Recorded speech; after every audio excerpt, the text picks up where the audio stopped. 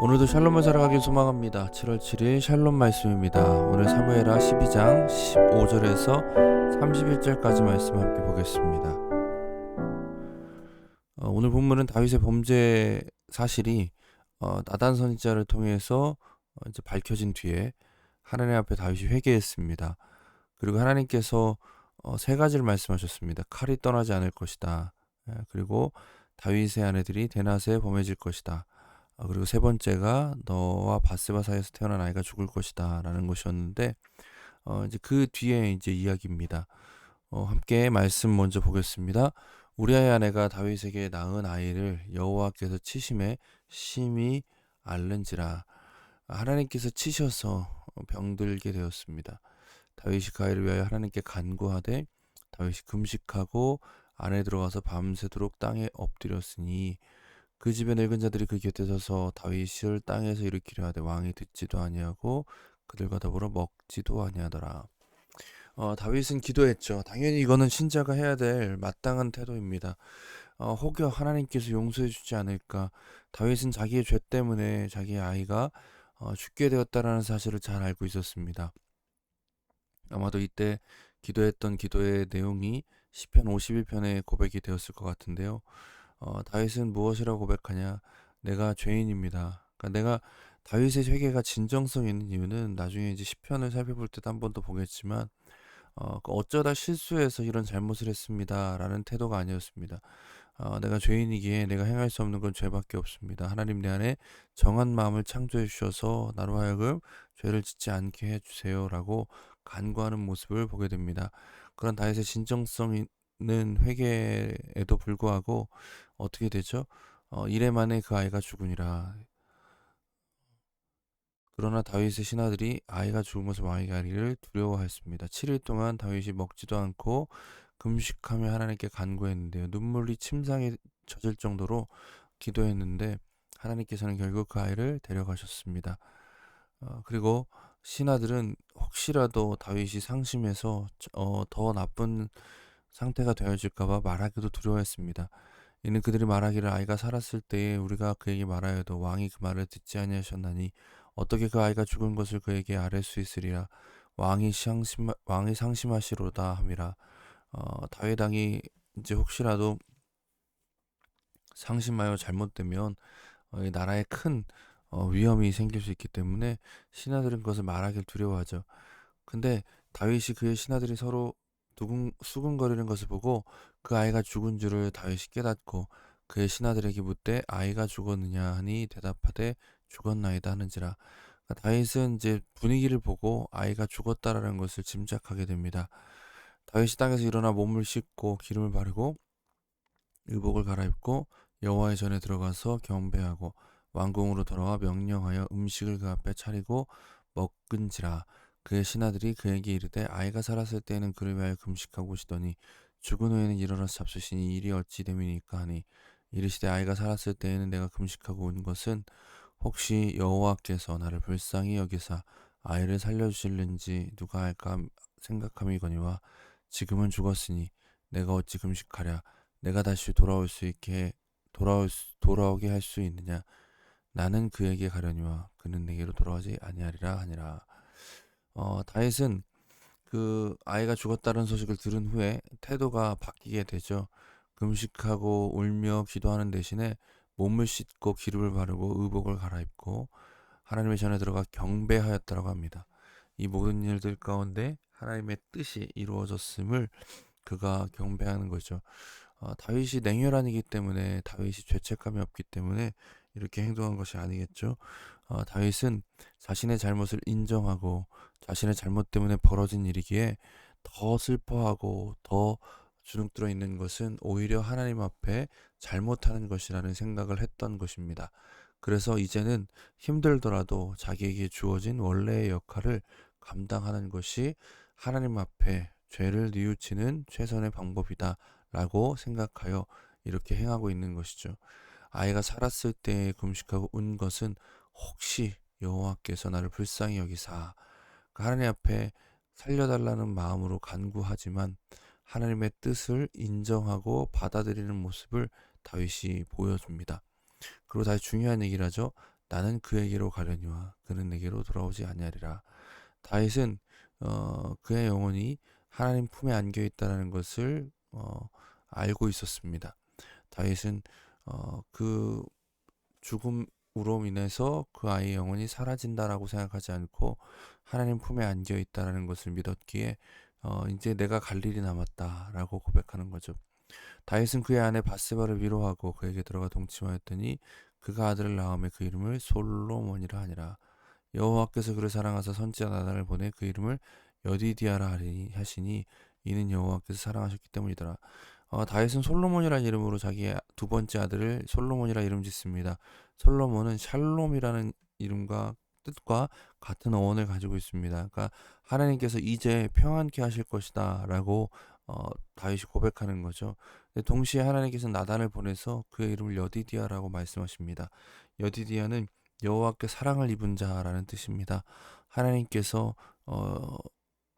용서하신 후에 다윗과 또 그 다윗의 아들 솔로몬을 사랑을 입은 자라고 묘사해 주고 있습니다. 완전한 용서가 되어졌다는 것을 가르쳐 주고 계신 것이죠.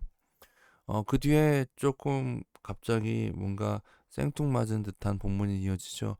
요압이 암몬 자손 랍바를 쳐서 그 왕성을 점령하며 요압이 전쟁을 하는 얘기가 나옵니다. 요압이 전령을 다윗에게 보내 내가 랍바 곧 물들의 성읍을 쳐서 점령하였으니 이제 왕은 그 남은 군사를 모아 그 성에 맞서 진치고 이 성을 쳐서 점령하소서. 내가 이 성을 점령하면 이 성읍이 내 이름으로 일컬음 받을까 두려워하나이다 하니 다윗이 모든 군사를 모아 랍바로 가서 그것을 쳐서 점령하고 왕의 머리에서 보석 박힌 왕관을 가져오니 그 중량이 금 한 달란트라. 다윗이 자기의 머리에 쓰니라. 다윗이 또 성읍에서 노력한 물건을 무수히 내오고 그 안에 있는 백성들을 끌어내어 톱질과 썰어질과 철도끼질과 벽돌구이를 그들에게 하게 하니 암몬 자손의 모든 성읍을 이같이 하고 다윗과 모든 백성이 예루살렘으로 돌아가니라. 이후에 이 장면은 다윗이 이제 그 자신의 죄와 죄로 벌어진 일들에서 벗어나서 하나님의 용서를 받고 원래의 역할로 돌아가게 되었다라는 것을 가르쳐주고 있습니다. 그래서 요압이 군대 장관으로서 먼저 나가서 싸웠지만 요압이 그 공을 자기의 것으로 하지 않고 다윗의 것으로 넘겨주고 있고요. 다윗은 왕으로서 그 역할들을 감당하고 다시 감당하는 위치를 지키게 되었다라는 것으로 결론 내어지고 있습니다. 오늘 말씀을 좀 정리해 보겠습니다. 먼저 우리가 기억할 것은 죄를 덮는 것과 죄를 용서하는 것은 다르다는 것입니다. 죄를 덮는다는 건 더 이상 문제 삼지 않고 묵인한다는 것이죠. 반면 용서는 죄에 대한 책임을 대신 짊어지겠다라는 것을 의미합니다. 우리는 다윗의 아들의 죽음을 통해 대속의 그림자를 보게 됩니다. 다윗의 죄 때문에 그 아들이 죽었습니다. 하나님께서는 다윗을 용서하셨다라는 것을 이러한 모습을 통해서 보여주신 거죠. 다윗의 잘못을 그 아들이 대신 짊어지고 갔습니다. 만약 묵인한다면 그 다음에 더 큰 범죄가 이어질 수 있겠죠. 하나님께서 어차피 용서하시니까, 하나님 어차피 넘어가시니까 나는 아무렇게나 해도 괜찮아. 실제로 그렇게 해서 아이들의 버릇이 더 나빠지기도 하고요. 아이들이 더 잘못된 길로 가기도 합니다. 진짜 용서는요, 책임을 대신 짊어져도 돼. 또 때로는 훈계와 가르침을 통해서 다시는 그러한 일들을 행하지 않도록 붙잡아 주는 것까지 나아가는 것입니다. 무엇보다 다윗의 죄와 그 아들의 죽음을 통해서 우리는 대속의 그림자를 보게 됩니다. 하나님께서는 우리의 죄 때문에 독생자 예수 그리스도를 죽이셨습니다. 우리가 짊어져야 할 모든 책임을 대신 지신 것입니다. 우리가 이것을 믿는다면 우리가 앞으로 어떻게 살아가야 될지를 분명히 할 수 있게 됩니다. 두 번째로요, 용서받은 자는 여디디아라고 불렸습니다. 다윗과 바세바 사이에 태어난 첫째 아이가 죽고 둘째 아이가 태어났습니다. 다윗은 그의 이름을 솔로몬이라 불렀습니다. 솔로몬은 샬롬과 같은 어원을 가진 이름이라고 했죠. 이제 죄에 대한 심판이 끝났으니 평안할 것이라고 여겨 지은 이름 같아 보입니다. 그런데 하나님께서는 그를 여디디아라고 부르십니다. 여디디아는 여호와께 사랑을 입은 자라는 의미입니다.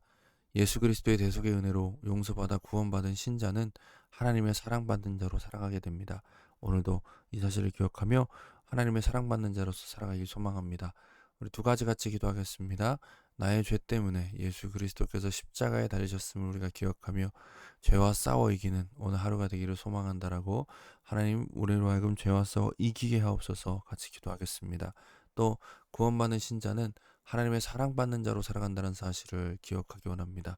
오늘 어떤 자리에 있던 하나님의 사랑받는 자로서 서는 우리가 되길 원합니다. 같이 함께 기도하겠습니다.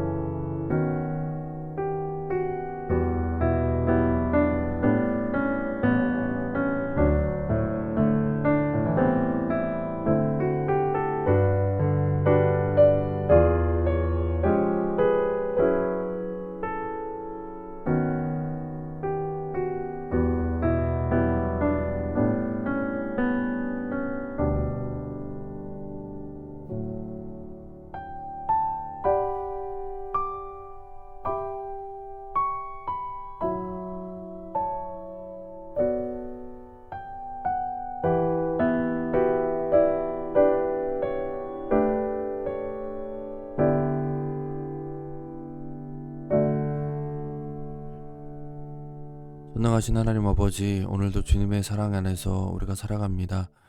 하나님 다윗의 이 모습을 통해서 오늘 본문을 통해서 우리를 구원하신 그 대속의 은혜를 다시 한번 되돌아보기 원합니다.